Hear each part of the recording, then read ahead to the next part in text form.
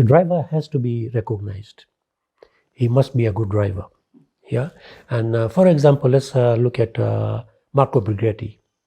He was recognized by the Daihatsu team here, and the Daihatsu bosses here recommended to the Japanese team, Daihatsu, when you come here, please give the car to Marco Brighetti.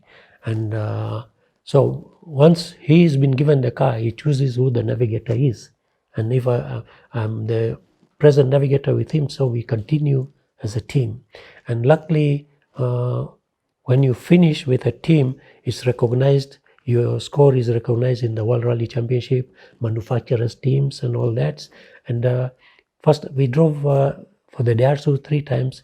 First time we finished 12th, second time 7th, and the highest we achieved was 5th. And the Safari Rally that time was 5,800 kilometers, 6 days, spread across the country. Kilifi to Maralal, Eldoret, all that. And the shortest stage was 120 kilometers. Now the longest stage is 34 kilometers.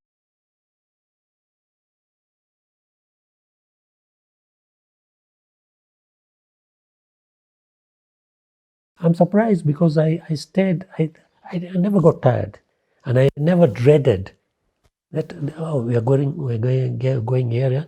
Concentration and looking at the notes, because the moment you start, you're not doing that, you're not doing this, you're not waving, you're concentrating, you're singing.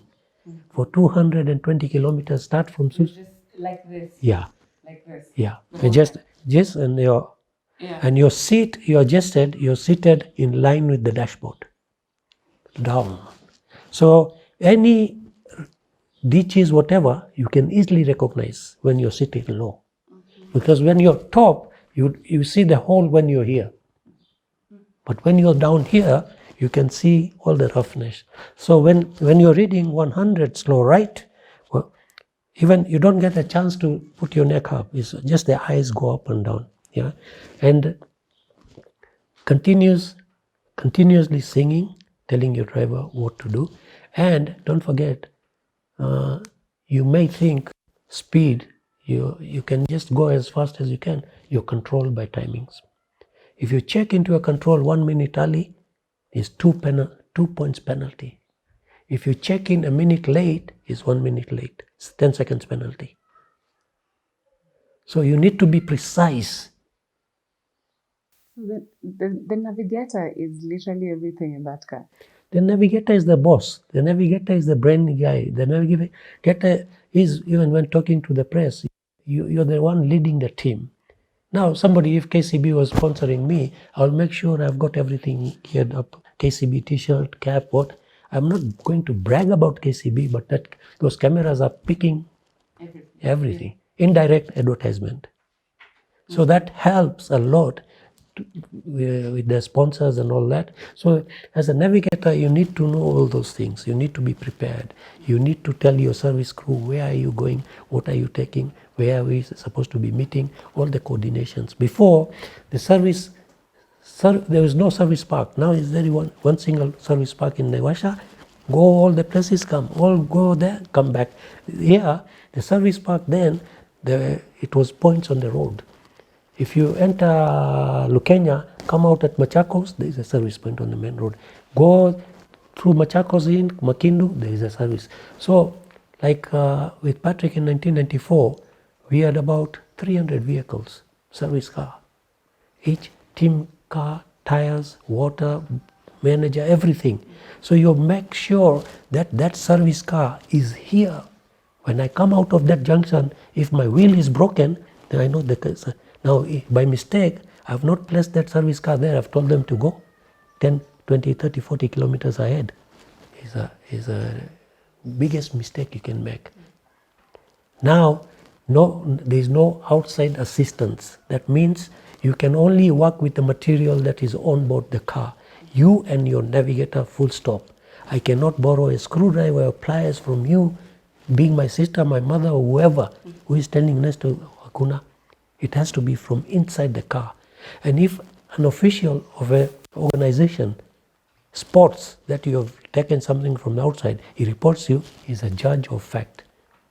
his word is final. You're disqualified. You don't need to prove with a video or anything.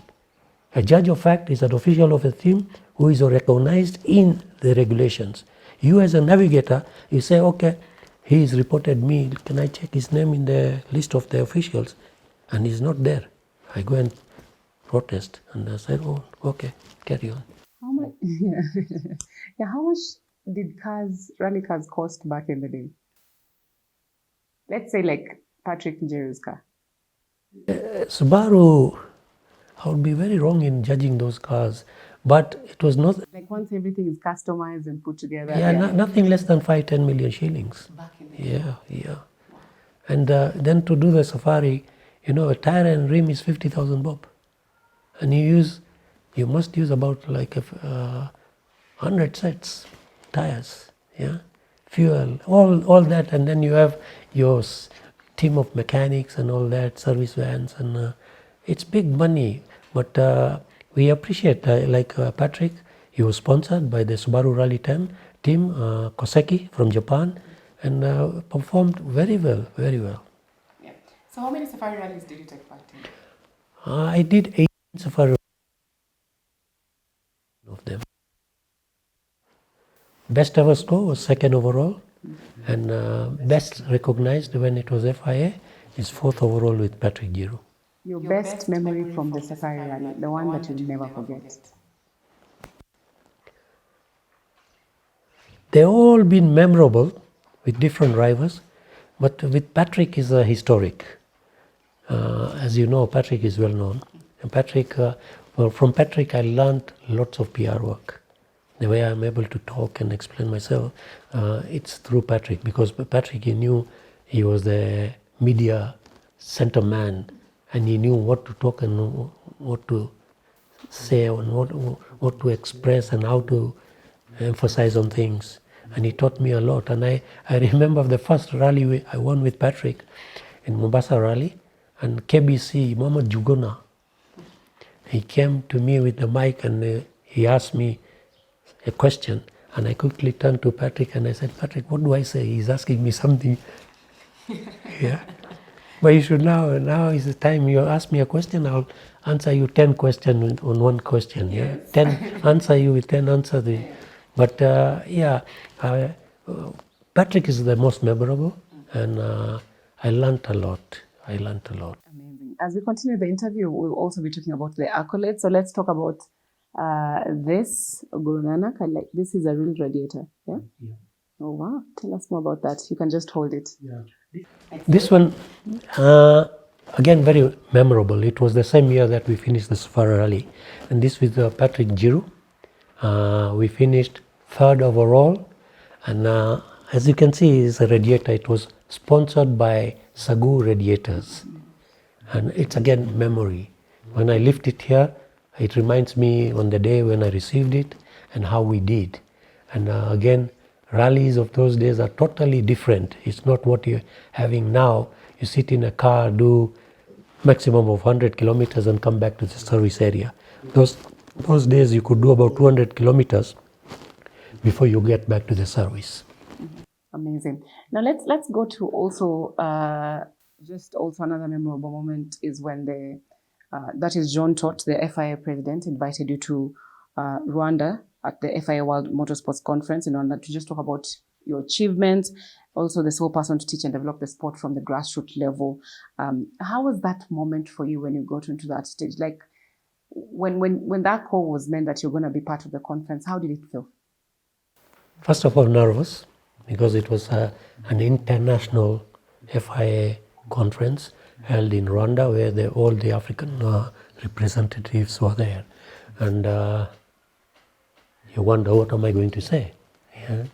And it's not that you're going to carry a book there and you start reading. No, it's something that in your mind. And I really appreciated that I was recognized by FIA for what I'm doing and I've been doing. I retired in 2010, and Riaz Ismail, Nareen Ismail, they are two, the brother and sister, encouraged me to teach them how to I'm seated in a rally car. What does it mean? How do I get into a rally car? And so in FIA, giving my speech, it became very natural that I introduced myself, and people had read about me, and since I'm the only person in the African continent who is doing this, I'm teaching people rallying. You can be a rally driver, navigator, marshal, official, timekeeper. In the safari rally, I've got over 450 students who are the marshals are my students, and I can proudly say that I do it for free of charge. I don't charge, and it was well recognized and well presented in the FIA conference, and I felt very proud that from where I was and what I am today, and thank God, God gave me that opportunity, exposed me to that sort of level, because nobody in Africa has done what I have done. Again, thank you to God. He's blessed me with all those things, and it's all, nobody has taught me. And I'm also a writer for nation newspapers, motorsport, and I've been writing for the last 40 years.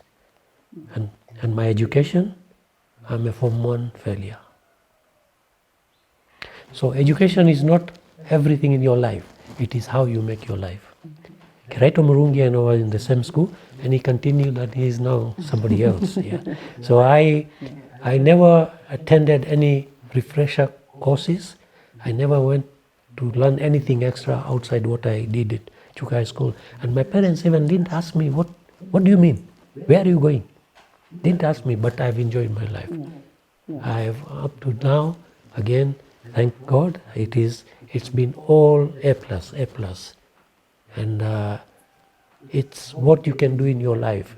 Don't depend on other people to teach you.